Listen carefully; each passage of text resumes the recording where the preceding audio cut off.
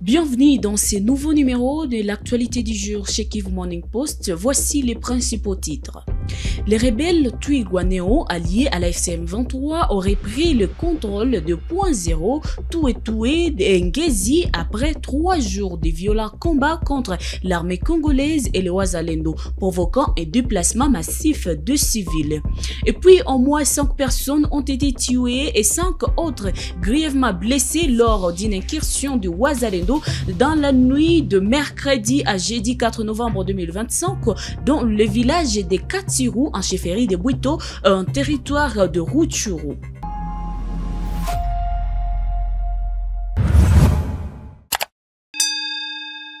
Bonjour, bienvenue dans les détails. Les combattants Twirwaneho alliés à la FCM 23 auraient pris le contrôle des agglomérations de Point Zéro, Toué et Ngezi dans le territoire des Fizi et des Mwenga. De violents combats opposent l'armée congolaise appuyée par le Wazalendo aux rebelles Twirwaneho alliés à la FCM 23 pour une 3e journée consécutive. Selon la société civile, la reprise des combats dans la zone provoque un déplacement massif de population. Maître Jacques Alimassi, président de la société civile, appelle les deux parties au dialogue et au respect du cessez-le-feu. Tôt ce matin aujourd'hui, les 6, les groupes armés Twirwaneho en coalition avec les Red Tabara AFC M23 soutenus par les Rwandais ont attaqué les positions des FARDC, mais également les positions des FABB et FDCC, qui sont les deux groupes armés dirigés par Ngomanzito, mais également dirigés par Kakubanya. Et précisément dans les villages de Toué, Ngezi et Point Zéro. On a signalé que depuis le matin, les affrontements ont commencé précisément à Point Zéro jusqu'à l'heure où je vous parle. Les affrontements se poursuivent toujours et cette position de Point Zéro donne directement une voie libre et que les agresseurs ou les rebelles empruntent la voie directement du village Nakiele, voire même Kangouli. Donc, quand vous quittez Point Zéro, vous descendez vers Kangouli et Nakiele. Quand vous marchez à pied, vous pouvez faire 4 heures du temps en train de marcher. Et cette voie peut directement donner l'ouverture aux rebelles de s'en prendre ou d'emprunter la voie vers Lucenda et la voie vers Fizi Centre. Et la société civile du territoire de Fizi rappelle que c'est depuis le mois de mars de cette année que la population de cette zone traverse vraiment une vie de précarité humanitaire et économique depuis l'occupation de cette zone par les mouvements AFC M23 et Twirwaneho, précisément à Mikenge et d'autres villages environnant Mikenge. La population avait vidé de tous ces villages et s'est cantonnée directement au niveau de Point Zéro. Et la reprise des combats au niveau de Point Zéro occasionne presque tous les déplacés, occasionne un déplacement massif de tous les déplacés internes qui se réfugiaient ou qui se déplaçaient au niveau des Point Zéro. À Rutshuru, au moins 5 personnes ont été tuées et 5 autres grièvement blessées lors d'une incursion armée dans la nuit de mercredi à jeudi 4 novembre 2025 dans le village de Katirou en chefferie de Bwito, territoire de Rutshuru. Héritier Baraka nous en dit plus.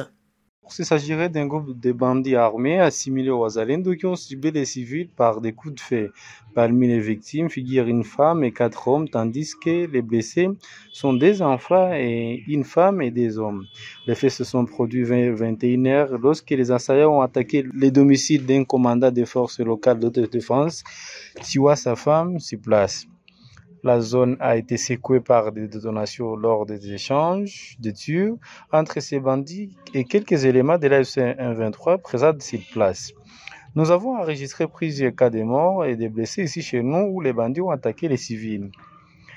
Ils ont commencé par une maison d'un commandant de Local Defense alors qu'il n'était pas présent. Nous regrettons de voir comment le sang des innocents a été versé pour rien, a témoigné un habitat sous couvert d'anonymat. Cette incursion survient quelques jours après celle de Machango qui a coûté au moins 2 morts et 15 blessés côté civil.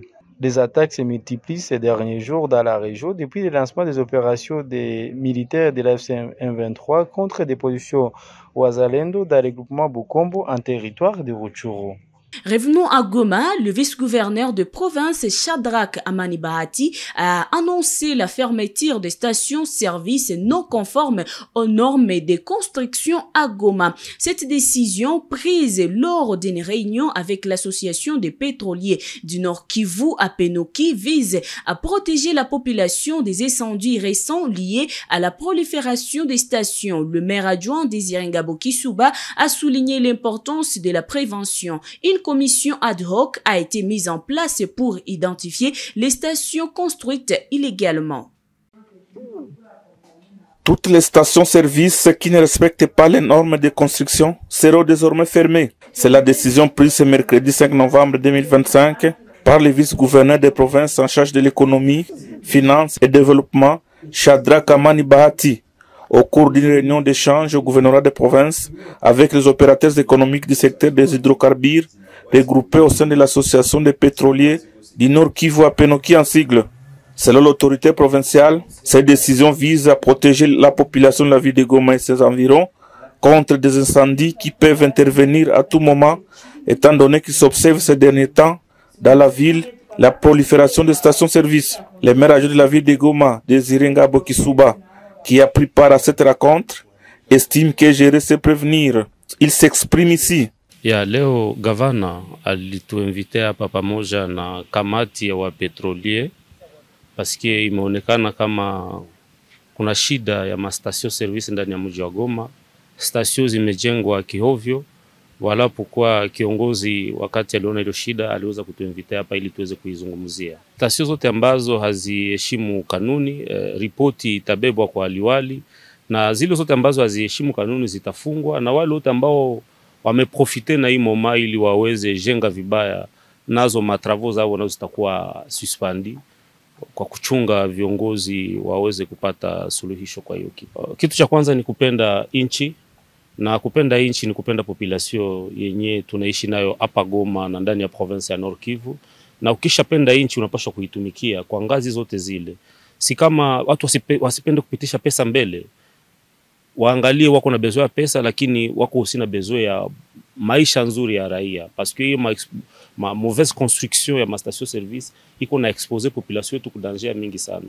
Na sisi kama viongozi hatuwezi ruhusu watu waende wafanye ujenzi kihovyo, na wengine wako nifanya hata bila autorisation ya wakuu viongozi ambao wanaongoza mwingine. Yani tupende inchi, na kupenda inchi ni kuitumikia kwa kila ngazi. Usipende kupitisha tu pesa mbele uo ganye pesa, et pourtant na ile kitu ambao uko nafanya ina expose population yetu ku danger za mingi sana. Signalons qu'une commission ad hoc a été mise en place pour rechercher toutes ces stations-service construites anarchiquement et qui ne disposent pas de documents autorisant leur fonctionnement. Parlons de l'art. Lors d'un point de presse tenu à Goma ce jeudi 6 novembre 2025, l'atelier de couture Alinda Fashion House a démontré la résilience de la jeune fille congolaise à travers la haute couture locale pour différentes cérémonies nuptiales. Objectif est de promouvoir une marque Made in DRC et de montrer la fierté de la couture congolaise malgré la crise sécuritaire à l'est du pays. Fisto Issemouami pour le reportage. Après avoir présenté la marque de robes, des cérémonies de mariage et d'autres grands événements conçus et cousus par 60 jeunes filles sous l'encadrement de Alinda Fashion Academy, ce produit constitue une nouvelle marque Made in DRC à Goma au profit des Congolaises. Nous avons commencé, nous avons déjà fait 3 mois ici en formation. Aujourd'hui, nous sommes là pour clôturer. C'est ainsi que nous avons porté ces magnifiques robes pour un peu exposer ce que nous sommes en train de faire, ce que nous avons appris en fait. Cette robe, c'est une culture étrangère du Nigeria. Nous l'avons amenée ici au Congo pour qu'elle soit aussi connue, vu qu'elle est jolie, c'est beau à voir. Oui, nous valorisons le travail de la femme. Malgré la guerre ne peut pas nous empêcher de travailler en fait, parce que nous vivons. Alors malgré la guerre, nous allons toujours travailler. On a appris à faire des vêtements de cérémonie, enfin de fête, je peux dire comme ça. Il y avait certains ateliers qui faisaient, je ne dirais pas exactement la même chose que ce que nous faisons ici, mais quand même un petit exemple, hein, ce que nous faisons divisé par 100.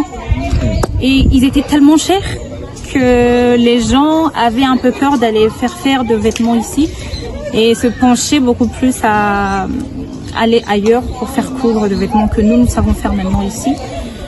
Et donc après cette formation, nous voulons mettre d'abord un frein, un stop à ces prix exorbitants, donner accès à la bonne couture à toute la population de Goma. Lors d'un point de presse tenu à Goma, c'est jeudi 6 novembre 2025, Augustin Camo, l'un des encadreurs de cette jeune fille, a révélé que cette initiative prouve la résilience de la jeune fille congolaise face à la crise sécuritaire à l'est de la République démocratique du Congo. Pour ces stylistes, cette haute couture va permettre à la jeune fille de se prendre en charge et au nord kivusienne de ne toujours pas recourir à l'exportation de robes de cérémonie, car désormais, ces tenues vestimentaires sont faites à Goma. La mode est une forme de résilience parce que la mode, elle est diverse et variée. Elle est une forme de résilience en quelle sorte? Dans la sorte où beaucoup de créateurs organisent de fashion week, de fashion show. L'atelier de couture Alinda Fashion House a annoncé par la même occasion un grand défilé et une exposition des œuvres réalisées localement sous le thème Renaissance. L'événement s'intitulera Sauti Mitindo, autrement dit la voix de la mode, avec pour objectif de montrer qu'il est possible d'imposer le Made in DRC au profit de la population congolaise. En Ituri, plus de 200 militaires de forces armées de la RDC, de l'unité spéciale Tigre, ont terminé leur formation en Ituri le 5 novembre 2025. Cette formation, dirigée par des casquets bleus de la MONUSCO, a duré un mois et a porté sur les tactiques des combats et les droits internationaux humanitaires. Le gouverneur militaire de l'Ituri, le général Johnny Luboya, a encouragé les soldats à défendre la population avec courage. On l'écoute.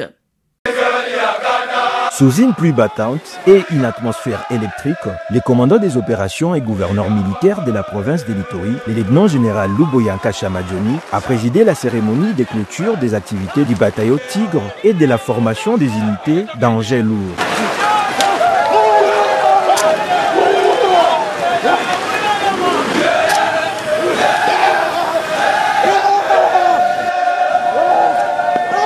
C'était une double activité marquant la fin d'un cycle de formation spéciale destiné à renforcer les capacités opérationnelles des forces armées de la République démocratique du Congo. Malgré les conditions météorologiques difficiles, la pluie n'a nullement constitué un obstacle pour le vaillant soldat. Comme le veut la devise militaire, les soldats combattent qu'il plaît ou qu'il vente. Les gouverneurs militaires, trempés mais déterminés, à féliciter personnellement les troupes pour leur courage, leur discipline et leur engagement exemplaire tout au long de cette formation.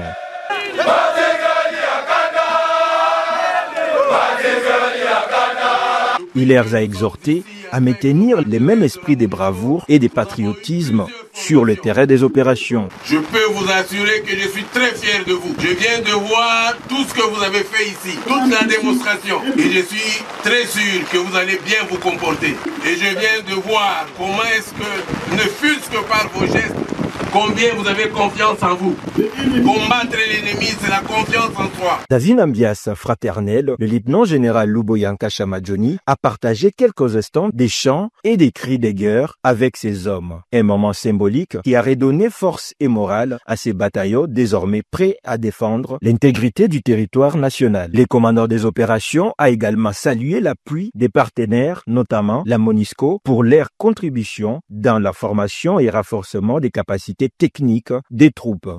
Je félicite aussi les instructeurs pour le travail acharné. Depuis que nous sommes ici avec nos partenaires de la MONUSCO, nous avons eu plusieurs formations. Et ces formations nous ont aidés dans les opérations ici à Ituri. Rappelons que cette formation spéciale du bataillon Tigre s'inscrit dans le cadre du programme de montée à puissance des forces armées en Ituri. Elle vise à doter les unités engagées dans les opérations de maintien de la paix et de stabilisation des compétences accrues en matière de combat tactique et d'utilisation d'engins lourds afin de neutraliser les groupes armés encore actifs dans la Djougou, des combats entre le FARDC et les rebelles de la CRP près des Tchiomia ont poussé l'armée à suspendre temporairement la pêche dans 5 villages de Djougou, une mesure visant à protéger les civils dans cette zone du lac Albert devenue théâtre d'affrontements. Les détails avec Rachid Koudra depuis Bunia. Suite aux attaques répétées du mouvement rebelle CRP contre les positions de l'armée, les FARDC ont suspendu toutes les activités de pêche dans les villages de Mita, Datoulé, Kanana, Nyamamba, Mboki et Café. Dans un communiqué signé par le colonel Eko Foshiko, commandant de la 332e base navale et de l'axe littoral du lac Albert, cette mesure vise à inviter à la perte de vies humaines lors des opérations militaires contre les groupes rebelles. L'espace concerné est considéré comme zone d'opération et la pêche doit se pratiquer au large du lac Albert. Depuis le week-end dernier, les combats semblent se concentrer sur cette partie du littoral à la frontière entre l'Ituri et l'Ouganda. Les militaires de UPDF sont positionnés depuis plusieurs jours à Sabé, une zone proche du combat, mais leur intervention n'a pas encore été constatée. Rachid Koudra depuis Bunia pour Kivu Morning Post. Le vice-premier ministre de l'Intérieur, Chabani Louko, a clôturé à Kinshasa aujourd'hui les conversations nationales sur la gouvernance et la prévention de l'extrémisme violent. Les participants ont adopté des résolutions pour renforcer les capacités des autorités locales, promouvoir les dialogues, lutter contre les discours de haine et impliquer les jeunes, les femmes, la société civile. Ces recommandations seront traduites en actions concrètes pour assurer une paix durable dans les provinces. Durant ces 3 jours d'intenses travaux, nous avons écouté, nous avons réfléchi, débattu, parfois avec passion, mais surtout avec objectivité. Ensemble, nous avons identifié les violences, analysé leurs causes et pensé nos blessures. Mais surtout, nous avons tracé des chemins d'espérance. De la douleur vécue, nous avons tiré des leçons. Des expériences de violence, nous avons dégagé des pistes d'action. Et du silence longtemps imposé aux victimes directes et indirectes, nous avons fait surgir des voix désormais décidées à ne plus se taire. Cela afin que les violences ne soient plus les ultimes recours. Nos conversations ne sont pas un simple forum. Elles ont été un instant de partage libre, démocratique, un appel à la conscience collective, un sursaut citoyen. Elles ont rappelé que la paix ne se décrète pas depuis un bureau. Elle se bâtit patiemment dans chaque village, chaque quartier, chaque territoire, chaque espace de vie et surtout dans chacun de nos cœurs. Elles ont également démontré que la gouvernance ne se résume pas à l'action des institutions. Elle est d'abord une question du vouloir collectif, une question d'éthique, de responsabilité, de culture, du service et d'engagement envers la communauté, envers les communautés. Ce que nous avons construit ensemble, ici, au cours de ces conversations, doit désormais constituer le socle du Congo nouveau tant recherché par nous tous. Un Congo qui refuse la fatalité dont l'extrémisme violent. Un Congo qui restaure la confiance. Partons à Lubumbashi où une fuite chimique importante a été signalée sur les sites de l'entreprise CDM dans les Haut-Katanga. Cette fuite a contaminé plusieurs sources d'eau à proximité mettant en danger la population environnante. Le ministre de Mines, Louise Watum Kababa, est arrivé à Lubumbashi après un débordement d'influents industriels de la société CDM. Il appelle à des mesures urgentes pour contenir l'impact environnemental environnementale sur les quartiers Kassapa. Qu'est-ce qui s'est passé ici? C'est hier matin. Oui. On a trouvé des fuites de l'eau à l'extérieur. Oui. C'est ça, c'est comme le dit. Hein. À l'extérieur, il y a un fuite de l'eau. De le stopper. Jusqu'à là, donc... Vous stoppez quoi? De l'eau. L'eau qui venait d'où? On m'a dit c'est... Mais d'ici comment? Je veux comprendre comment l'eau est passée d'ici là-bas. Que quelqu'un m'explique. Par quelle magie l'eau est passée? Parce que même autour de tout ce dam, normalement, le sol est damé à certaines conditions. Ouais. C'est compacté, en fait. Okay. Et comment ça a passé ce compactage et c'est sorti de l'autre côté? Tu as une explication par rapport à ça? C'est qui l'ingénieur ici? Moi, je suis un gendarme. Non, c'est qui l'ingénieur? L'ingénieur qui est en charge ici, où est-ce qu'il est? Vous êtes directeur général? Je veux l'ingénieur qui s'occupe de ça. Il est où? Ou le responsable de ce bassin, c'est qui? Quand moi je me déplace, c'est pour poser des questions, avoir des réponses, monsieur. C'est pas pour que vous commencez à balbutier devant moi. Moi, je pose des questions simples et je n'ai pas de réponse. Je veux qu'on m'explique comment l'eau est passée d'ici, sous un sol compacté, pour sortir là-bas. Que quelqu'un m'explique. Est-ce qu'il y avait des bus en dessous? Est-ce qu'il y avait des tuyaux en dessous? Qu'est-ce qu'il y avait? J'essaie de comprendre. Mais c'est pas possible parce que vous avez un lining ici. Donc le lining, c'est le barrage. Normalement, si cette histoire débordait, aussi le lining glacier, vous allez voir le lining monter comme ça. Ça va monter, ça va faire une grande bulle et ça va commencer à pousser l'eau. Mais l'eau, ça va pousser l'eau sur la surface. Mais pas en dessous. Qu'est-ce qu'on me raconte ici? D'après les rapports, ils ont dit donc il n'y a pas vraiment, comme vous dites là, cette côté. C'est oui. Justement, il y a un fuite de l'eau. Je crois que on peut dire on n'est pas encore constaté la cause. Après 2 jours, vous n'avez pas encore compris ce qui arrive. C'était hier matin. Oui, ça fait 2 jours. Déjà... Hier, c'était toute une journée. Aujourd'hui aussi, ça fait 2 jours. Non, pas aujourd'hui. Hier, vers 18h, c'est déjà... Non. On en a parlé depuis hier matin. Oui, hier matin. J'ai été saisi de ce cas avant-hier matin. Donc la journée d'hier est passée. La journée d'aujourd'hui est passée. Ça fait 2 jours, n'est-ce pas? Et on ne sait toujours pas la cause. Je dis bien hier. Ah, oui. Ces bassins ne lâchent jamais brusquement. Il y a des signes avant-coureurs. Ce sont des soudures qui sont faites là, sur toutes ces feuilles. Ces choses ne lâchent pas comme ça brusquement. Je veux voir votre plan de gestion environnementale de ces bassins. Un bassin se gère selon un plan. Il y a des prélevés, même piézométriques, qui se font autour de ce bassin pour savoir si les aquifères sont pollués. Il y a des observations qu'on fait régulièrement sur un bassin. Je vais voir toute votre documentation demain, s'il vous plaît. Je crois que j'aurai plus de réponses en regardant ça quand vous écoutez. D'accord? Je ne me déplace pas ici pour parler à des gens qui donnent des réponses à peu près. Je veux des réponses claires, s'il vous plaît. Parce que ce qui s'est passé est très grave. Mais vous allez douiller, hein, je vous préviens. Vous allez douiller. Et c'est par ici que nous mettons un terme à cette actualité du jour. Merci à vous de nous avoir suivis. Surtout, n'oubliez pas de vous abonner et d'activer la cloche de notification de nos différentes plateformes chez nous, KMP.